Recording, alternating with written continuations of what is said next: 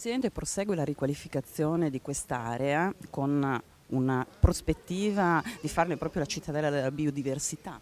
Sì, il protocollo, devo dire, d'intesa con l'amministrazione comunale è molto datato. Noi però siamo riusciti finalmente a sbloccare le risorse che erano ferme da anni, anche per il lavoro fatto dall'assessore Santoro, dal sindaco Furio Onzel, dall'amministrazione regionale tutta. Ringrazio anzi per il grande lavoro che è stato fatto. Finalmente il Museo Friulano di Storia Naturale ha una sua casa, alle mie spalle potete vedere la biblioteca, ci sono poi le aule che vengono destinate alla didattica e soprattutto è finanziato il secondo lotto, quindi ci permetterà di recuperare altre aree per l'esposizione vera e propria e poi perché no anche per utilizzarle per altro, ad esempio si potrebbero raccogliere lì gli archivi storici della città che sono sparsi un po' ovunque.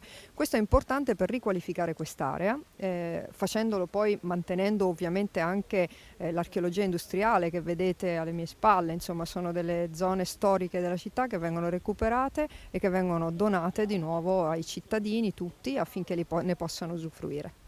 Direttore, oggi che cosa inauguriamo?